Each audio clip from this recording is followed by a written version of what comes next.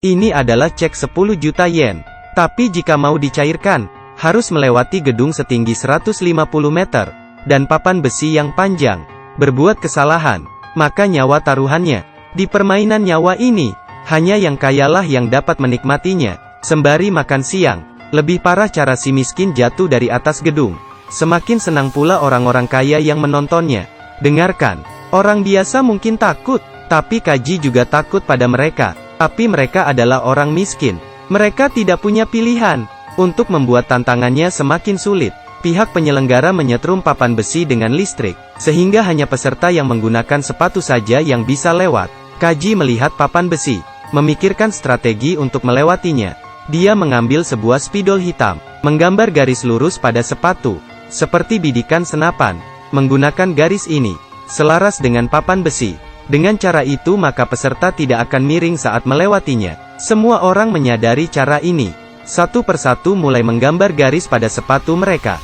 Tapi omongan memang tidak semudah saat dilakukan. Kaji yang berada di atas papan besi, mencoba mengalahkan ketakutan dalam hatinya. Kendalikan dirimu. Jangan lihat ke bawah. Tapi manusia memiliki psikologi yang suka membangkang. Kaji malah melihat ke bawah. Sangat tinggi. Jika dirinya jatuh sudah pasti ia akan mati. Kaji berjalan beberapa langkah, tapi dia kehilangan keseimbangan. Untungnya dia masih bisa menjaga dirinya agar tetap stabil. Kaji sangat menyesal. Dia ingin lari dari permainan ini, tapi dirinya tidak bisa lari dari hutang 9 juta yen miliknya. Ini adalah cara satu-satunya agar ia bisa melunasi hutangnya. Petir mulai menyambar di langit yang gelap. Jika turun hujan, bisa saja turun bersamaan dengan salju. Kaji masih bisa berkata, "Jangan panik, angin saja tidak ada." Baru saja dia berkata begitu, angin langsung berhembus. Peserta nomor 1 yang merasa tidak ada harapan, tanggung mengambil beberapa langkah, tapi terjatuh dan menyentuh papan besi dengan tangannya. Setelah tersetrum listrik, dirinya terjatuh ke bawah. Setelah adanya korban pertama, para peserta mulai bergerak. Peserta nomor 6 menyentuh papan besi dengan kedua tangannya. Setelah tersetrum ia pun terjatuh. Peserta nomor 4 tertiup angin dan terjatuh. Peserta nomor 5 ingin kembali ke titik start, tapi malah adu dorong dengan peserta nomor 7, dan mereka malah jatuh bersama. Tak lama kemudian pun turun hujan. Hanya tersisa 3 peserta. Peserta nomor 3 memukul-mukul pahanya sendiri, memaksa dirinya maju perlahan. Kaji juga mengumpulkan keberanian, bersiap untuk berjalan maju. Tapi di belakangnya, si paman kacamata tidak kuat lagi, mengeluarkan cek miliknya, dan memberikannya kepada Kaji. Menyuruh Kaji untuk memberikannya kepada anak perempuannya. Kaji pun menerimanya, agar tekad Kaji tetap teguh. Paman kacamata menghilang diam-diam. Kaji dan peserta nomor 2 saling menyemangati, hingga mereka berdua sampai di ujung papan besi. Saat peserta nomor 3 membuka jendela, aliran udara pun menyembur keluar, menjatuhkan peserta nomor 3. Pada akhir-akhir sekalipun, masih ada saja jebakan. Kaji hilang harapan, tapi dirinya menjadi lebih putus asa. Ketika uang 10 juta yen, tidak ada yang banyak tersisa, setelah dikurangi dari performa permainannya, karena dirinya sudah mati setelah menyerahkan cek itu. Jadi cek itu hanyalah selembar kertas biasa. Orang yang mengontrol permainan kali ini, memutuskan untuk memberi Kaji kesempatan. Ini adalah uang sebesar 100 juta yen. Jika ingin mendapatkannya, Kaji harus memenangkan permainan lagi. Pihak penyelenggara menjelaskan sistem permainan. Peraturannya mirip dengan catur binatang. Setiap pemain akan mendapatkan 5 kartu. Ada 1 kartu kaisar, dan 4 kartu warga, dan 1 kartu budak, dan 4 lembar lagi kartu warga. Kedua pemain akan memainkan kartu masing-masing. Kartu warga seri dengan kartu warga lainnya. Kartu warga dapat mengalahkan kartu budak. Kartu kaisar dapat mengalahkan kartu warga. Tapi kartu budak dapat mengalahkan kartu kaisar.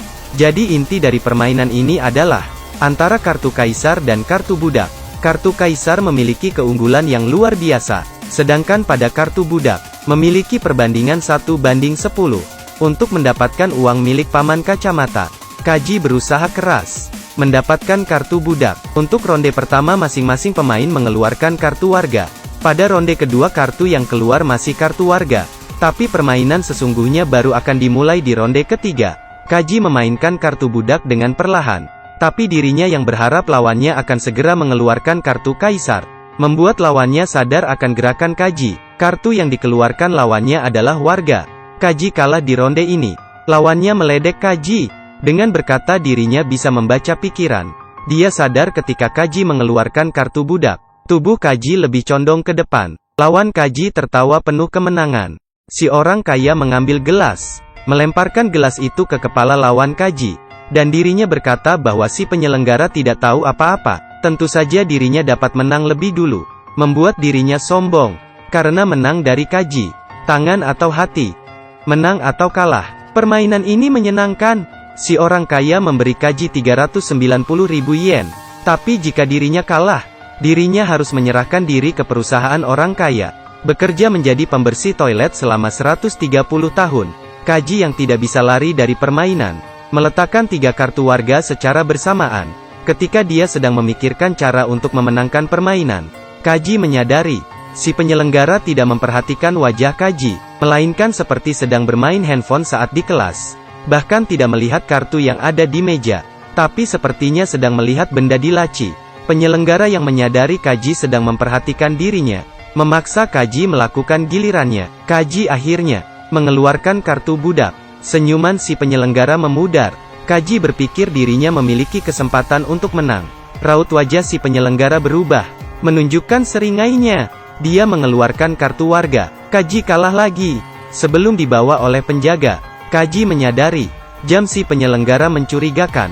Sembari berjalan dia berpikir, sadar bahwa si penyelenggara mencurangi dirinya. Dia memakai jam juga sebelum bermain, tapi dia memakai jam yang berbeda. Kaji dijebak oleh si penyelenggara, dan ditanamkan chip pengawas. Si penyelenggara dapat mengawasi denyut jantung Kaji, menggunakan denyut jantungnya untuk menebak kartu yang ia keluarkan. Mengerti trik yang digunakan si penyelenggara, Kaji pergi ke toilet, berbicara dengan penjaga wanita yang membawanya. Menggunakan taktik, ia memiliki strategi yang kemungkinan berhasilnya tinggi. Selama ia bisa menang maka bonus yang ia dapatkan adalah 55.000 yen. Ternyata si penjaga wanita ini dulu merupakan teman si penyelenggara. Tapi setelah si penyelenggara naik pangkat, si penyelenggara selalu memandang rendah dirinya. Kali ini adalah saat yang pas untuk membalas dendam dan menjalankan rencana. Si penjaga wanita mengeluarkan cek 50 juta yen. Orang kaya itu juga setuju mereka melanjutkan permainan. Kaji menatap kaca. Tiba-tiba, membenturkan kepalanya ke kaca, sampai mengeluarkan darah. Tindakannya ini akan membantunya memenangkan 500 juta yen. Pada akhirnya, akan ada kejutan. Kaji pun duduk, dan mengeluarkan 3 kartu warga. Menaruh kartunya di bawah meja. Dia menaruh kartu budak dan kartu warga yang tersisa di atas meja. Mengungguli lawannya. Semua yang ada di ruangan mendengarkan perkataan si orang kaya. Kaji mengambil selembar kartu warga, berniat untuk diam-diam mengganti kartu yang ada di atas meja. Tindakan ini disadari oleh si penyelenggara. Kaji pun mengkritik. Dirinya memiliki ide untuk menghasilkan uang dengan cara orang kaya yang memeras orang miskin. Darah bertetesan dari luka Kaji di atas kartu. Karena Kaji terlalu menggebu-gebu, jam tangan si penyelenggara tidak dapat mengawasi detak jantung Kaji lagi. Dengan begitu, si penyelenggara tidak bisa curang lagi. Kaji mengelap darah dari kartunya. Rencana miliknya berjalan lancar. Si penyelenggara yang kehilangan kesempatan emasnya, berusaha mengembalikan keadaan. Di ronde pertama berakhir seri. Di ronde kedua Kaji jalan duluan. Di ronde kedua Kaji jalan duluan. Si penyelenggara mulai panik, tetapi dia mendadak menyadari, ada darah di kartu Kaji, yang berarti kartu ini adalah kartu budak atau kartu warga. Si penyelenggara mengeluarkan kartu warga. Hasilnya seri, keduanya adalah kartu warga. Tapi tidak masalah.